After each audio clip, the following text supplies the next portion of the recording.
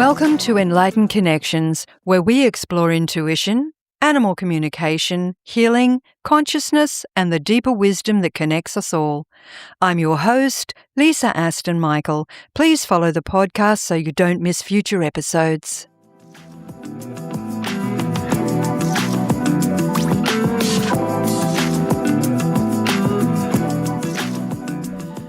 Before we jump into today's episode, I wanted to let you know that my conversation with Craig Meriwether has been split into two parts. We ended up having such a rich and fascinating discussion that it simply wouldn't fit comfortably into one single episode.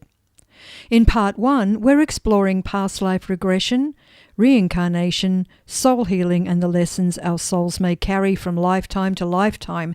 Then in part two, we'll move into spiritual awakening, consciousness, spirit guides, and some extraordinary personal experiences.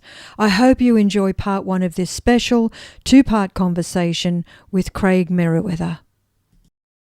Welcome back, everyone, to Enlightened Connections. Thank you so much for joining us. And today on the podcast, I'm joined by Craig Meriwether.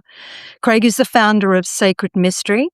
He is a spiritual teacher, author of Past Lives Guidebook, and works with people around the world through hypnotherapy, helping them to explore past lives, connect with spirit guides and ancestors, and experience deeper spiritual healing and self-understanding through private sessions, workshops, retreats, and online events.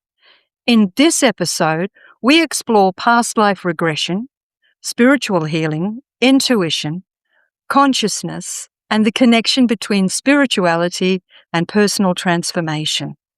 Craig will also share insights from his new book, which opens the doorway into both the science and spirituality behind past life exploration. If you're curious about reincarnation, soul healing, spirit guides, hypnotherapy, or spiritual awakening, this conversation will offer a grounded and fascinating look into these deeper experiences. Welcome, Craig. Thank you, Lisa. I really appreciate you having me on. I love talking about this, so I've been really looking forward to this conversation and talking with you. So, yeah, let's dive in. It's a deep conversation. So, okay, let's go into this because I've had a couple of interesting personal experiences myself when it comes to spirit guides, which I'll share with you a little later on. But first of all, for the listeners, let's just start at the very beginning. What exactly is past life regression? Sure. Well, I am trained as a clinical hypnotherapist, and that's a whole conversation in and of itself. But it's using tools and techniques to access the healing power of the subconscious mind. But there's a deeper aspect to this work in which you can also access the more spiritual side of you. But also, like in this life, and maybe some people listening understand this and have this, have had these issues that they've worked on or need to work on, even that because of hurt and pain they experienced maybe a long time ago, they're holding on to some heaviness. Maybe it's more of a feeling state like anxiety or anger or resentment. Maybe they know what it's about. Maybe they have no idea. They just feel this overwhelming burden of hurt and pain, of shame or guilt or fear. Yeah, I've worked with people in their 70s who felt this and finally, through their own work, found the need to do some deeper healing with hypnotherapy and found that they were holding on to this trauma from childhood. They'd forgotten about it, but that heaviness, the exhausted nervous system, due to just the hurt of carrying this for 60, 65, 70 years because of maybe abuse or trauma they went through as a child, maybe just an incident that happened in minutes, maybe over a course of years. And that healing can happen. You're allowed to let that go. You're allowed to create resolution and heal the emotions, the mind, the spirit, the body. Well, there's a lot of evidence to suggest that we are coming to this earthly plane again and again and again. This is like a big classroom, a big outdoor, indoor classroom in which we're learning and growing and developing as souls and as spirits, maybe with our soul friends or soul mates, maybe this time on our own. But we're going through scenario after scenario again, to learn and to grow, not unlike going to school. You start school at 5, 6 years old, and you go through, here in America, elementary school, then high school, then college, university. You may end with your master's degree at 24, 25 years old. And so you've gone through some 20 years of school to get that master's degree, maybe in mathematics, let's say. And you start at 5 years old, when you keep growing and developing and learning. So you're doing algebra and trigonometry and calculus, and then you're moving into those crazy equations they write on the whiteboard when you're getting your master's degree. Well, you just didn't start learning those crazy equations when you're 5 or 6 years old. You had to grow and develop into learning that, building on top of each other. Well, like even with the books of Michael Newton, Journey of Souls and Destiny of Souls and other people, the research of Ian Stevenson around reincarnation, we seem to be coming back again and again. There's more evidence, I think, in the way I've kind of have accumulated the evidence, that there's more research and evidence to support that we're coming back here again and again. Then we just live this one life and then it's lights out and we're done in dust. And it makes more sense that this would be a learning experience for us, coming back and again. But just like somebody may be holding on to hurt and pain for some 70 years, logically, it doesn't make any sense. You're an adult. You should let it go. You should be able to rationalize and analyze, but that's not how the human being functions. The subconscious mind is here to protect, and it may be holding on to hurt and pain as a form of protection, as a form of armoring, but you're allowed to release that armor and take it off. Well, what if that hurt and pain, what if that trauma is coming from a past life? Like you need some healing work done while getting your master's degree, but that hurt and pain comes from being bullied when you're 7, 8 years old. Well, that was many grades ago. That was a lot of school ago. Well, release it and let it go. It's time to heal. And with past life regression, very similar to clinical hypnotherapy, that helps you quit smoking, that helps with the fear of flying, that helps with confidence to give the speech at the big conference next month. The clinical hypnotherapy that helps you release and let go of the hurt and pain that maybe happened 70 years ago when you were a child. This deeper work, maybe it's about time to release that hurt and pain from maybe many lives ago. Maybe the life you just, currently were in before this one, maybe it was lives ago. And so this work of past life regression, it's about accessing those memories, and there's no magic to it. There's no mysticism to it, as magical and mystical as it is. There's no magic to it. And it's not time travel. It's not like some sort of movie where you get into a machine or, Back to the Future, you get into a DeLorean and you go 88 miles an hour back to the future. You're not time traveling. You are just accessing a memory. Not unlike somebody might remember school, like when you were 16. What school did you go to? Was it going on vacation to the mountains or something? These are all memories. It's not that you're time traveling back or back being to, well, how would you celebrate your 21st birthday or anything like that? You're not time traveling back there. You're just having a memory. And what's fascinating is the science that's been coming out over the last decade or so is suggesting that this brain of ours encased in the skull is not a storage unit, a warehouse full of memories, but it's an antenna that is pulling and receiving information. The pineal gland, a lot of people have probably who listen to your show, Lisa, have heard about the pineal gland. Maybe even looked into it. Joe Dispenza talks a lot about it, if anybody knows of his work, and he has a big chapter in Becoming Supernatural about the pineal gland. If you're a fan of Joe Dispenza, you know that breathing technique of pulling in from your perineum up kind of from the root chakra up through your spinal cord. That's to engage the pineal gland. Why? Because there's all these crystals in it. There's 40,000 crystals in this rice-sized piece of your brain. Now, the main job of the pineal gland is melatonin production, puts you to sleep. The hormone that puts you to sleep as the sun goes down, you go to sleep. As the sun comes up, melatonin production ceases, cortisol levels go up, you wake up, you go about your day. Well, the crystals have nothing to do with melatonin production. There are crystals within the pineal gland. Somebody of middle age has around 40,000 crystals in this rice-sized piece of your brain. A newborn baby, around 10,000. Somebody older in life, 65,000. There's no evolutionary need for the crystals. They have nothing to do with melatonin production. But like a lot of crystals, like quartz crystals and things, it conducts electricity, can create with mechanical pressure when it's applied, can conduct an electromagnetic field, mechanical pressure, like breathing techniques. And this electromagnetic field seems to create a transducer effect, as one research paper indicated. Transducer, like car radio, back in the day, now everything's satellite and hooked up to your cell phone and all that kind of stuff. But back in the day, we had an antenna on the hood of our car, and when we wanted to listen to music or the news or something, turned on the radio. And it's not that you pick up 20 radio stations. If you live in a big city, New York, Tokyo, Sydney, you have 50 radio stations. You have talk radio, you have sports, you have news, you have all sorts of music up and down the dial. You don't get 50 radio stations. You get wherever the signal is linked into. And that antenna on the car is vibrating microscopically. So it pulls in the frequency, it tracks that frequency, pulls it into radio. There's a transducer in the radio, turns that frequency back into music or talk. And you listen to your radio station. You get tired of that radio station, tired of the music, tired of the talk. You turn the dial and you find another signal to tune into. So the transducer now is tuning into a different signal, different frequency. It translates that into music or talk. If your television, our old televisions back in the past, again, now it's all streaming and internet and cable and all that. Back in the day, we were pulling that through the antenna on the top of our house, through the rabbit ears, antennas on our TV.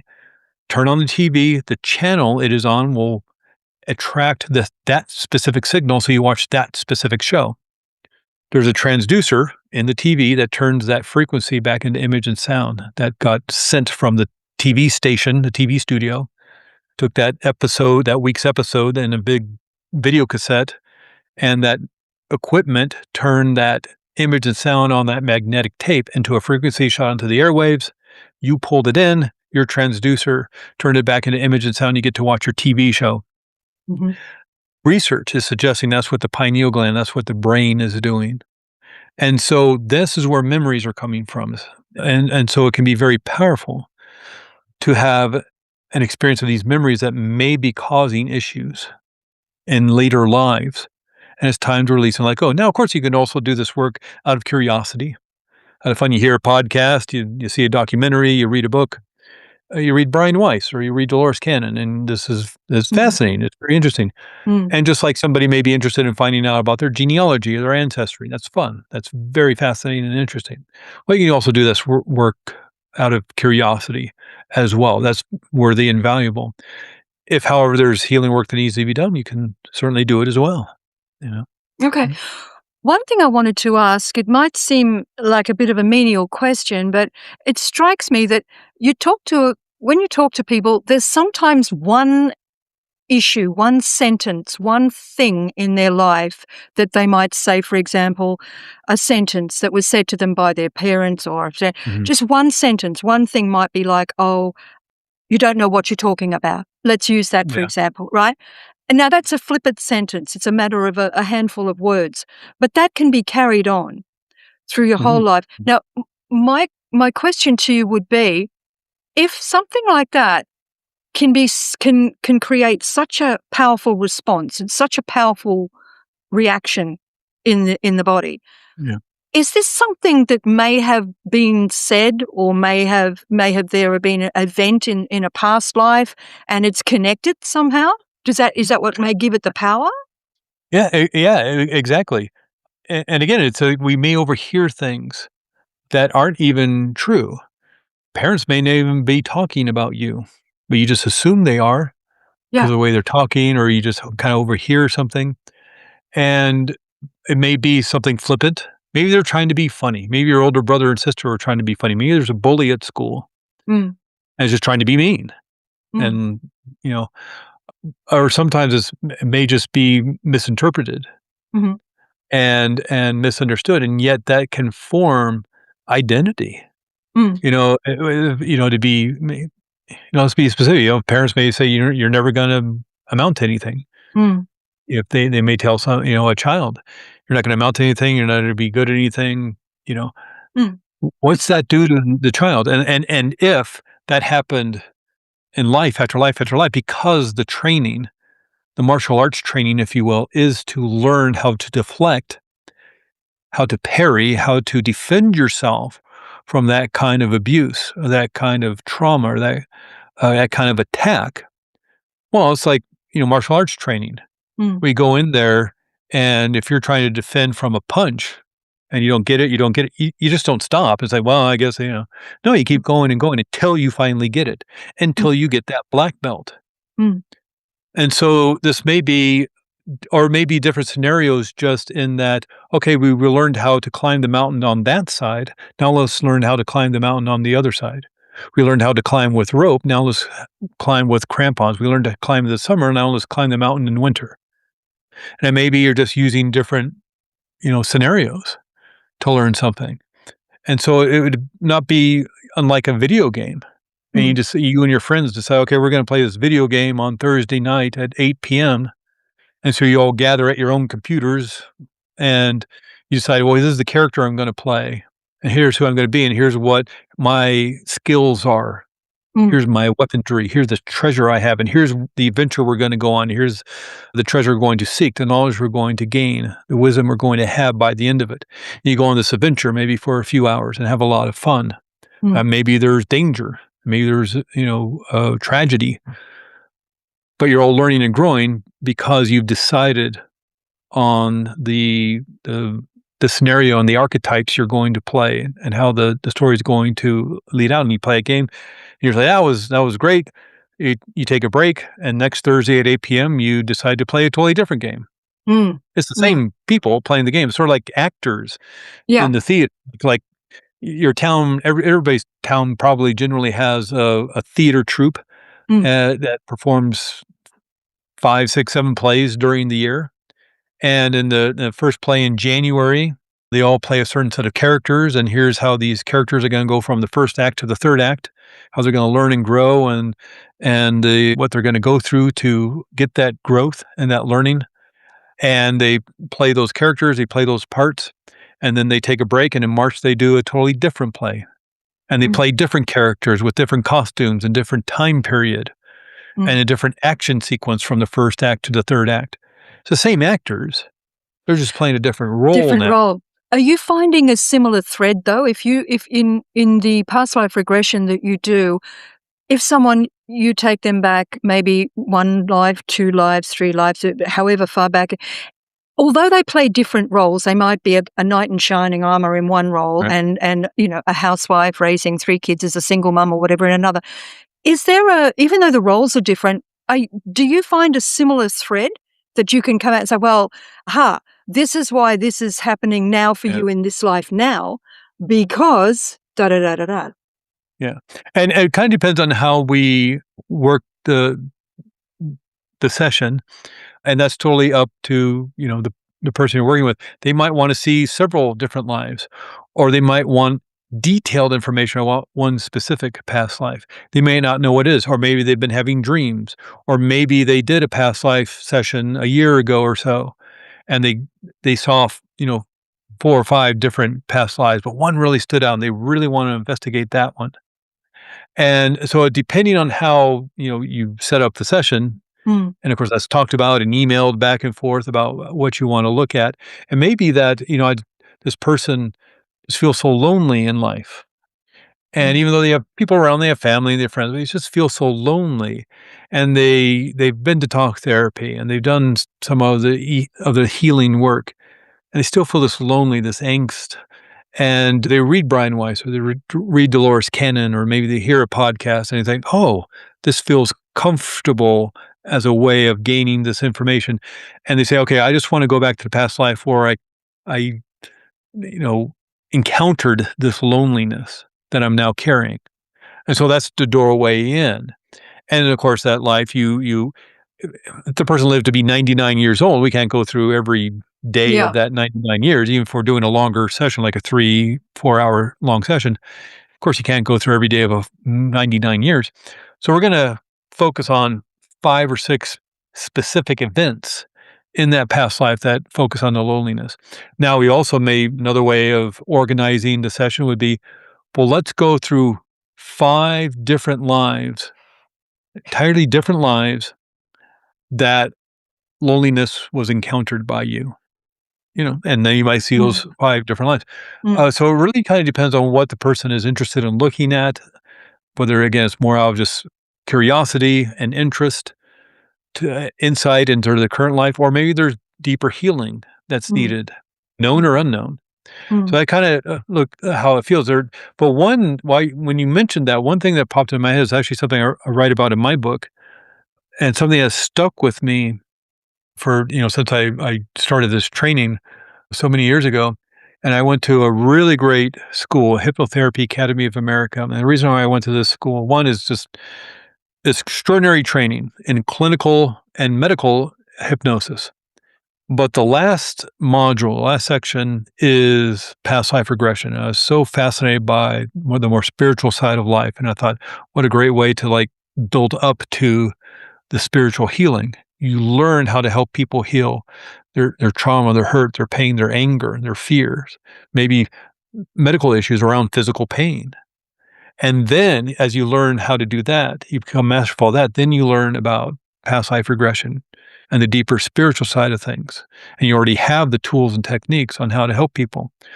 Well, one of the stories that came out of this class, and this is 500 hours. This isn't just Mm. like a couple hours of a video that you watch and then you call yourself a hypnotherapist. This is 500 hours, 9 a.m. to 6 p.m., Monday through Friday. And then there's, class work on the weekends and study groups and things. So you're just doing this work all the time because it's so fascinating, so amazing. But one of the stories that was told before class, we were just waiting for class to start. We're just chit chatting, and what Tim, the director, was saying that when he first began this work, studying to become a hypnotherapist, long time ago, a friend of his says, "Oh, my ex-wife went to do hypnotherapy, or went to a past life regression." And that was right around the time Brian Weiss's book had come out in 1988. Many Lives, Many Masters, Michael Newton's book, Journey of Souls, came out in 1992. So around that area, it's becoming the modern era of past life regression kind of came in. And she was fascinated by that and wanted to go do a session with somebody, found somebody to work with. And during her past life regression, she went back to kind of the medieval times. And in her community, they're being, because it was the feudal times, and they're being held down in terms of economics and just the violence inherent in the system. She had a very loud mouth and wanted to rise up, and she's kind of one of the leaders of the resistance, the rebel alliance, if you will. And so, to make an example out of her, they arrested her and threw her in jail and tortured her to death, including starving her to death. And this is horrible and awful. She just went for fun. And Mhm. she's getting this extraordinarily intense memories of this past life. And she realized in the past life that the jailer, the one who was starving her to death and torturing her to death over months, is her husband in this life. And they got divorced a few months later. She couldn't reconcile it because there was no healing there. It was just for fun. It was just like, here's some memories. And they may have been doing this over and over again, cycling this pattern over and over again in different scenarios and different times in different bodies. Mm. And if nobody can create healing around that, they're just going to keep cycling it. And there's a divorce decree here in America, in Santa Fe County, New Mexico. And one of the issues around the divorce is past life regression. And it literally destroyed a life. Now I'm going to guess there were other issues Mm. in that couple's relationship, but Mm. Mm. at least the final straw was that it was this past life regression. And if that person who was facilitating the past life regression had known how to help them and how to help create healing and resolution around that, they may have broken it, may have broken that cycle finally. Yeah. So it's very important you understand when you're working with somebody to do past life regression, even though you think it might be for fun. Yeah. Again, you read a book, you hear a podcast, you watch a documentary or something, that person knows what they're doing. They just didn't take like a weekend workshop and now, calls themselves a Yeah. hypnotherapist. They're Yeah. especially this deeper spiritual work. If like I just did some regression work with somebody for fun. Hey, let's remember childhood. And they went back to a traumatic experience. Do I just shrug my shoulders, or do I help them, heal? And with the tools and techniques I know, I can help them with that. Yeah. And so if you go into a more spiritual side of this, what if it's a deeper healing that needs to happen there? Well, it's a long journey for the soul, isn't it? I mean, and to me, my understanding is what you were talking about. I just got the word lessons. Lessons, it just kind of popped up at me all the time. It's like this constant repetition of experiences until the lesson has been learned. And would that be Yeah. one way of saying until the solution Oh, yeah, absolutely. becomes Yeah. apparent? Hey, if you're at university and you're taking that chemistry class, if you fail the class, you gotta take it over again. Yeah, Or yeah, you're a teenager, you gotta take summer school, yeah, or you repeat the grade or whatever. If you don't learn it, it's like, again, martial arts. You don't yeah. advance to the black belt until you've learned the lessons. Yeah. And this is such a complex field, isn't it? Because we're not just dealing with the physical repercussions of this one lifetime. We're looking at the soul as well. And a lot of Mm. people, I think, don't recognize that the greater crux of this work is dealing with the soul, is dealing with the soul's journeys, the soul's experiences. And that brings me to the next question here of, Mhm. what actually happens. I've got to admit here, I am a fan of Dolores Cannon. I've read all of Mhm. her books, Yeah. and one in particular that just, you know how you say, oh, it's the cover's important. The book that'll sell the book. The Oh, cover. yeah, yeah. Okay, yeah, yeah. And I read Between Death and Life. Okay, yeah. Yeah, yeah. And I went, I love Mm. that. I love that title. So I read it and I was ensconced. It was like I read this book. It took me a week, but it took me 2 seconds in my mind. I was living in it Yeah. because I've had an experience, which I'll tell you about later. But, Mhm. those lives between lives, those moments, those pauses, Joe Dispenza speaks about it. It's the pause between the breaths. Yeah. That's the Yeah. space. That's the space that you want to go to, not the breath itself, although that's hugely important, a big part of his teaching. But it's that moment between breaths. That's the life between lives. Yeah. What Yeah. what why is that space so important in your professional opinion? Why is it so important for healing and soul growth? Yeah, and it's a very interesting, uh, way of creating that healing because we, as human beings here on planet Earth, we're just not soul, we're just not mind, we're not just emotions, we're just not body, we're all of that together. And just like a car, you have to have the wheels, you have to have the engine, you have to have the battery, you have to have the steering wheel. Otherwise, you can't go anywhere. It's not that the car is the engine or the car is the wheels. It's all of it together. If you don't have any wheels, you're not going anywhere. You don't have a steering wheel, you're not going anywhere. Of course, if you don't have an engine or a carburetor or fuel in the car, you can't go anywhere. And so we're all mind, body, spirit, emotions, all of it as one thing. And now may need to concentrate on the physical. Maybe somebody, breaks their leg skiing or something, or, somebody is struggling with some anxiety or depression, or maybe somebody has a mindset issue around confidence, in some area of life. Now, there may need to be a focus on one of those four, but we're all of it together. And so there are certain aspects of those things that you can use to tap into maybe the more spiritual side. Breath may be part of it, or the pause between the breath. It's a way of focusing mind and body to access that spirit. Now, there's all sorts of tools and techniques to do that. If you go to the hardware store, they just don't have one tool. They have all sorts of tools. They have all sorts of different kinds of hammers. They have all sorts of different kinds of screwdrivers, all sorts of different kind of wrenches. Mm. And so there's 8 billion of us on the planet.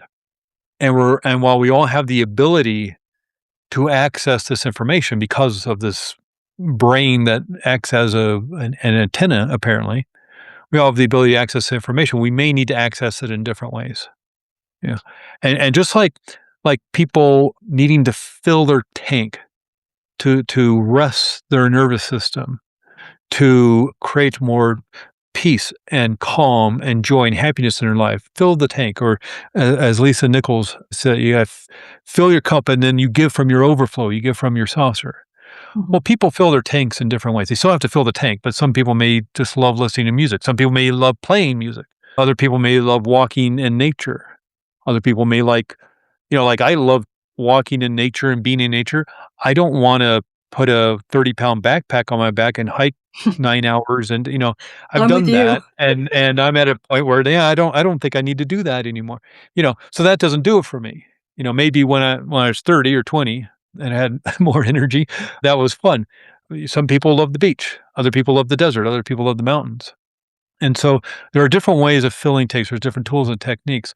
And so when focusing on something like the breath or the space in between breath, it's just one of the tools you can use to access that state. Now, it may work great for some people.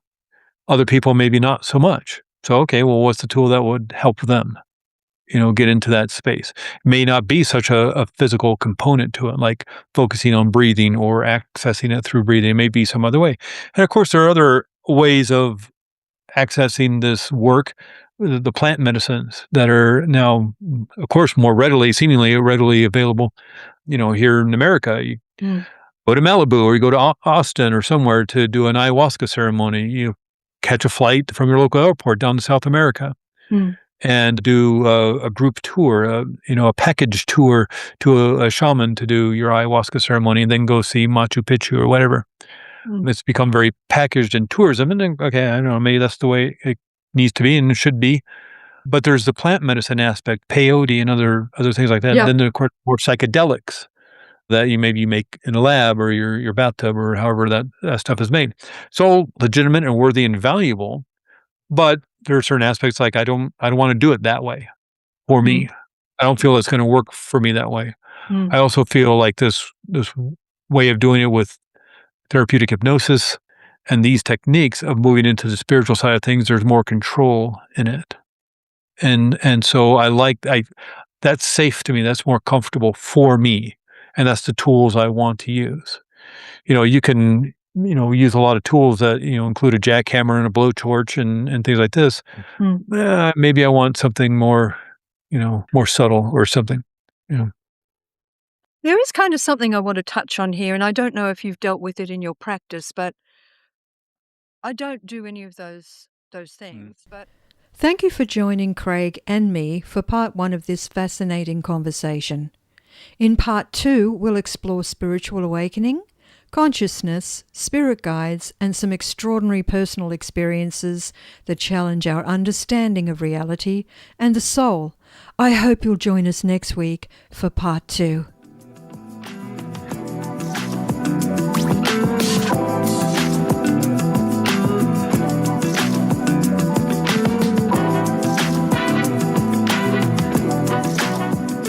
Thank you for being here and for listening to Enlightened Connections. I hope today's conversation offered you insight, reflection, or a deeper sense of connection.